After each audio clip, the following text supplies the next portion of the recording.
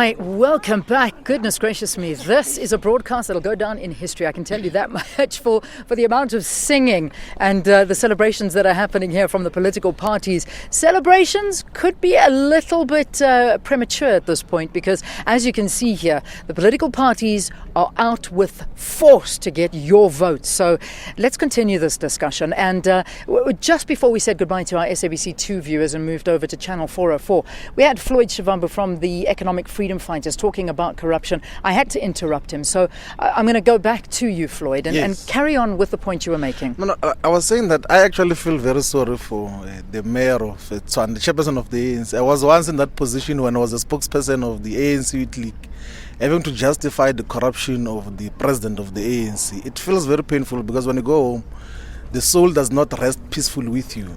We know that the president of South Africa is corrupt. That is a reality. That is why he's running away from the courts. There's a case that has been opened about him, and now with the recent issue of Nkandla and everything else. They will do everything else to run away from the courts because he knows that there will never be a fair court process in South Africa that can acquit him for what happened in Nkandla. He was directly involved in all those expenditures. The man who was responsible for the whole thing that happened there is his personal friend, is his personal architect who was given instruction by him. It says clearly there that he was getting instructions to escalate the prices and make them more and everything else. It's a sad situation.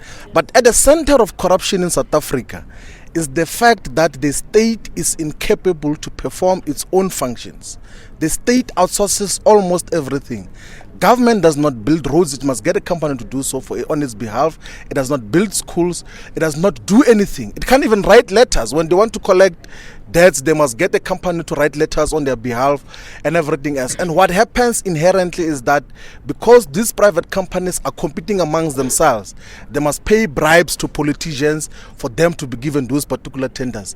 And the system of governance that characterizes South Africa currently is inherently corrupt. You will not be able to defeat corruption that defines South Africa unless we do those things. That is why we say in the AFF that part of the things we're going to do as an immediate intervention is to abolish the tendering system and build state capacity to have a government that can build its own schools, build its own roads, build its own infrastructure without relying on the private sector to do so. We know even the big companies are involved in corruption every day. You know what happened with the stadium construction process. All the big companies, all the big construction companies were involved in corruption. So you've got a crisis of inherent corruption in South Africa that is defined by the reality that the state is incapable to perform its own functions. That is why we need to build capacity of the state to make sure that we deliver our services more directly. All right, Floyd, thank you.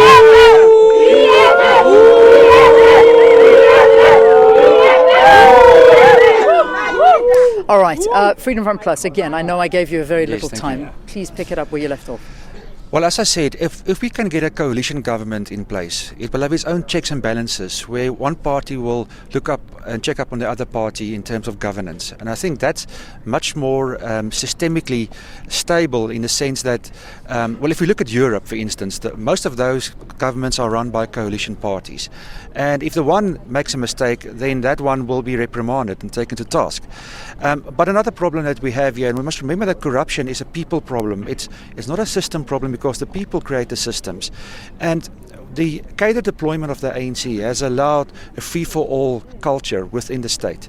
So that must be fixed. And I think a new government will do that by cleaning out the system and allowing people to be appointed to key positions and, to all positions, in fact, by way of merit and not by way of party affiliation. So whether you are part of a tender system where certain functions are outsourced or whether you are government who provides the services yourself, it doesn't really matter. It's a people problem, and you need to look at who is appointed in the end of the day, and that those people can do the job first of all, and that their ethics are also right in the end of the day. Okay, all right, and finally from Cope, let's give you a little bit more time as well. Yes, you see, the issue of corruption is so big. I wanted to say that in response to what the executive mayor has said, Nkandla is a symbol. It's just a tip of an iceberg, like he said, which is so big, in the country. Corruption is stealing a lot of money away from the people. I mean, here in Tshwane, we had renovations of hostels where each unit costed the taxpayer about 850, round about there, 750 to 850 million. 1,000 rand. 1,000 rand. Yeah, a hostel. I mean, like that is a very nice house to have. If I can have that myself, I'll be very happy. Now, the voters need to realize that the African National Congress is institutionalizing corruption in our country. I mean, how do you come up with this type of a thing called e-toll? That thing is corruption that is made legal.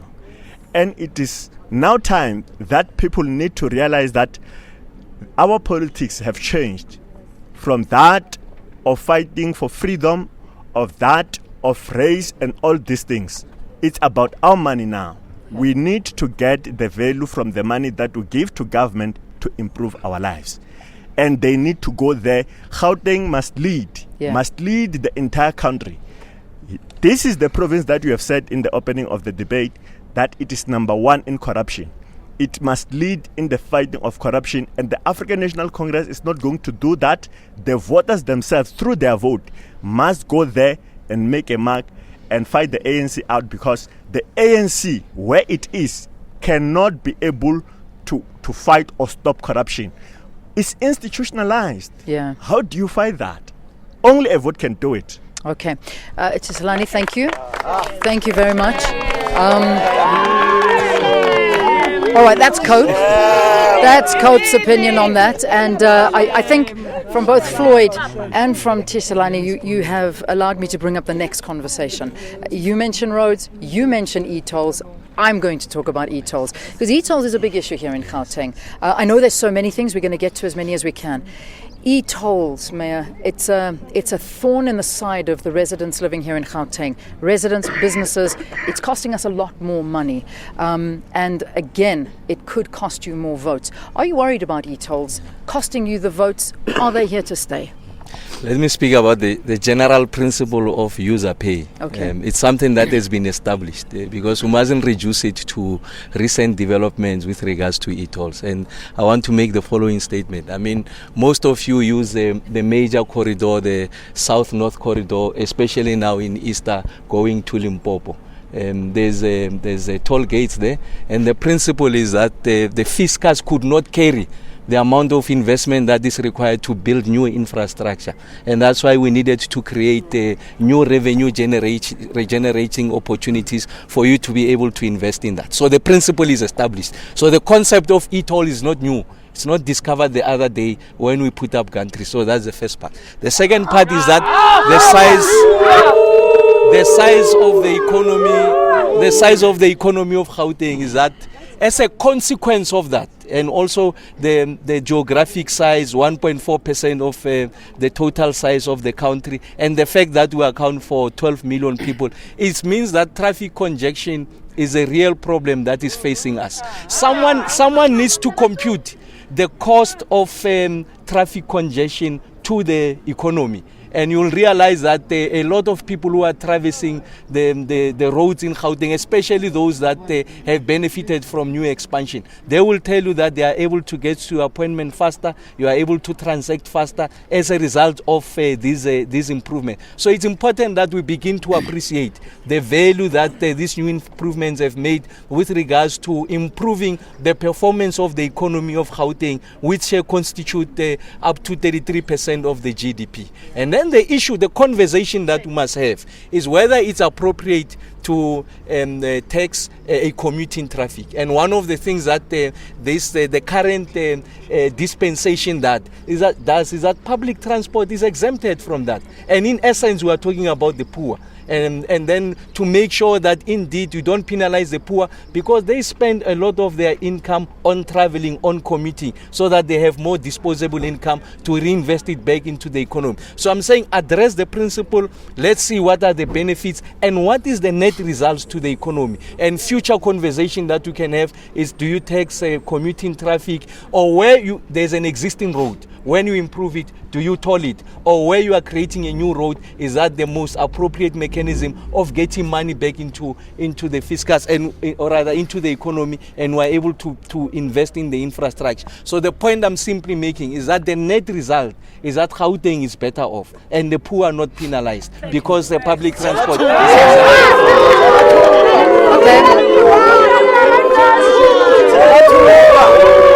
All right, okay. All right, let's just look. Let's have a look at what Gauteng road users feel about the e-tolls. And this was just released now. We all know it was in the news, but let me just remind the viewers. And this was what the Minister of Transport has said to 2 parliamentary questions that were asked by the DA. It admits that while almost R500 million in e-tolling invoices was meant to be collected from motorists, only 9% of this amount has actually been recovered. Saying that 543 million rand worth of invoices were transferred to the Violations Processing Centre, and only 9.2% of these transactions have actually been recovered. And it cost the Department of Transport over 50 million rand just to collect the debt generated by the system. Gautengers do not want this. It's blatantly clear just by these numbers that the minister herself has revealed. DA, I know this is one of your massive things. I mean, in fact, you even erected billboards all over the highway that said e-tolls proudly brought to you by the ANC, which I know the ANC didn't like very much. But this is one of the pillars of your election campaigns as well. Yeah, but the ANC cannot deny that they brought e-tolls. And the numbers that you have just quoted shows that the people of Gauteng do not want these e-tolls. And this assertion that the people of Gauteng don't want to pay for roads is wrong. Because what the people of Gauteng are saying is that, why did you have, as government, have to choose the most expensive way of improving the roads when you could use the fuel levy? Because now, as you say now, the Sanral is spending over 50 million rand trying to collect money, 50 million that should be used to repair the provincial roads, even the national roads. But then we are continuing with this method, the expensive method of collecting, of tolling.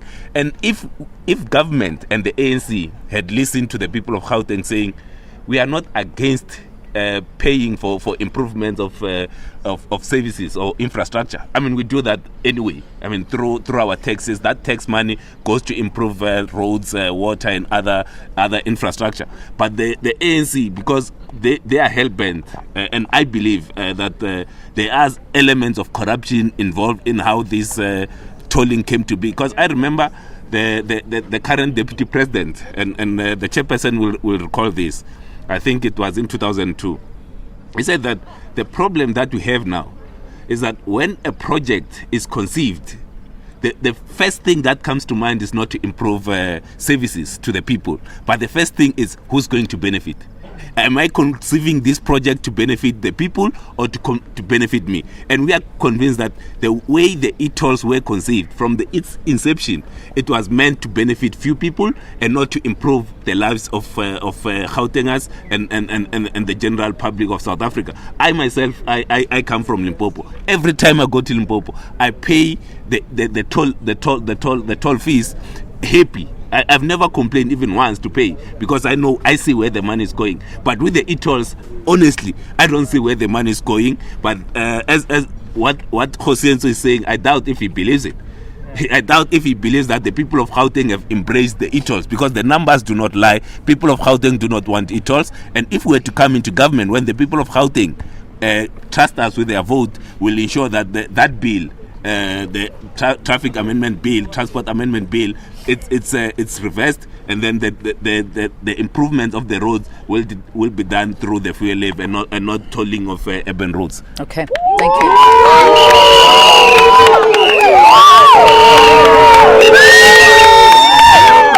All right, okay. Now, speaking yesterday, the Deputy President, Kgalema Motlanthe, this was at the SANRail Central Operations Centre, the official opening of this. He said that 1.2 million e-tags have been taken up. Users continue to register. The network has 2.5 million monthly users. And, you know, he is also saying that it's a massive job creator. He said alone it's created 1,300 jobs for young people, and the freeway improvement projects has trained more than 18,000 people, while 110,000 job opportunities of varying degrees have been presented. So it's not just about the money. The Deputy President speaking about the job creation behind that. You started talking about the e-tolls. Is there anything you want to add to this debate? Look, the African National Congress has got a reputation of packaging bad things in very nice packages. Now, that is a ploy. They are trying now to tell us that there's something good about e-tolls, which is not true. We know it. We know that e-tolls is going to increase the cost of provision of services. We know that it is going to increase the cost of producing goods, because all these monies that are going to be paid in e-tolls, companies are already costing them in the provision of services and the production of goods in the province. So the entire country, given that Gauteng is the hub of the economy, there is a lot of production of goods here that is happening that has to go out countrywide. So the cost of living is not going to affect people in Gauteng only. It is going to spread all over the country. Our lives, the quality of our lives is going to dip. We have, in the beginning of the debate, he acknowledged that in the past 5 years, there's a lot of jobs that have been shed. Yeah. Now, in the height of that, you come with something that is going to increase the cost of services, the cost of goods. It just doesn't make sense. People must just go out and speak against this thing through a vote. They must vote it out, and it shouldn't be only people in Gauteng. The entire country must pay solidarity and vote the ANC out everywhere, because we cannot afford this thing. We cannot allow a situation where our lives, the quality of our lives goes down. So people must speak against this thing. Okay, let's try and keep our answers shorter, because we've only got about 8 minutes left, and I want to get through a few things. E-tolls, anything to add on that? Yes, thank you, Leanne. E-tolls was conceived in sin, and it will so fail as well. The people don't want it because you have existing roads that just added 1 or 2 lanes to it, and now you have to pay tolls. So people saying, why do we have to pay for existing roads at the end of the day? As a party, we're still going to continue with our court case against the e-toll act, and we're going, after the elections, we're going to court and challenge that on a constitutionality basis, and try to get rid of e-tolls that way. I just want to say that Mayor Ramagopa had mentioned that there was not enough money in the fiscus, so that's why e-tolls were implemented. That's a problem that's related actually to corruption and maladministration. The Auditor General has indicated that more than 80 billion rand has disappeared out of the fiscus due to maladministration over the last 3 years. If we had saved that money, we could have paid the upgrades on the roads off in one shot. And that is the problem that we have here. We have maladministration that's so entrenched in the ANC government that they conceive all of these other projects and then place the obligation on the user to pay for roads that could have been paid by government and by taxes as it is. Okay. Freedom Fighters, I beg your pardon. Thank you to the Freedom Front. You guys in that name, I know. Everybody jumps over that. We should have separated you. We complained about it to the IEC, but they don't want to listen. We need to deal. And I think the reasoning broadly behind e-tolls is very simplistic. It's a very simplistic argument. One, because as he's arguing, there's an assumption that those who do not own cars are the ones who are only poor. There are lots of people who cannot afford e-tolls who are on the roads every day. People who are trying to build small businesses, people who are trying to get to work and everything else, because public transport takes them a long time to get to work. Owning a car does not make you rich. There are so many people who own cars who are traveling to through Johannesburg and Pretoria every day, but they cannot afford the e-tolls and everything else because the budget is only limited to petrol and other necessary things that should come. Petrol is always increasing and the price of other commodities is increasing as well. But two, I think it's just laziness. It's actually intellectual laziness to come with a view that you can't generate money from other aspects of the fiscus to finance e-tolls. Why would you want to shift the blame to us? Because already as users of the roads, what the biggest contributors to the fiscus through VAT and through personal income tax, that contributes more than 60% of the national fiscus, and still one must pay for petrol, we must pay for e-tolls, we must pay for almost everything else that government provides. What is our taxes doing? It's one of the things that we must be dealing with. Where else do we get the money? That is why we are saying as the EFF that we have got natural resources in South Africa. We've got mines, we've got platinum, we've got gold, we've got diamonds, we've got everything else that can contribute significantly to infrastructure expansion and improvement.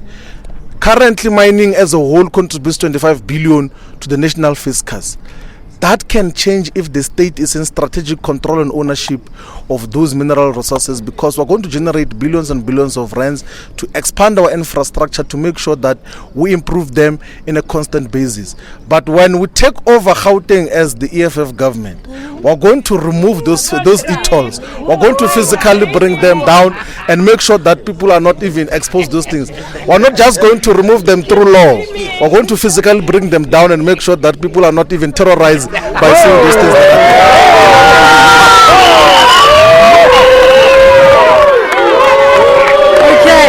Okay, so you've heard from the EFF, they are physically going to bring the e-toll gantries down. Is that what I'm understanding? You're bringing them down. Physically bring them down. He's physically bringing them down. Oh, we better record that. If anything happens, we know we got it on tape. Okay, mining. It's a major issue. The EFF want to nationalize mines.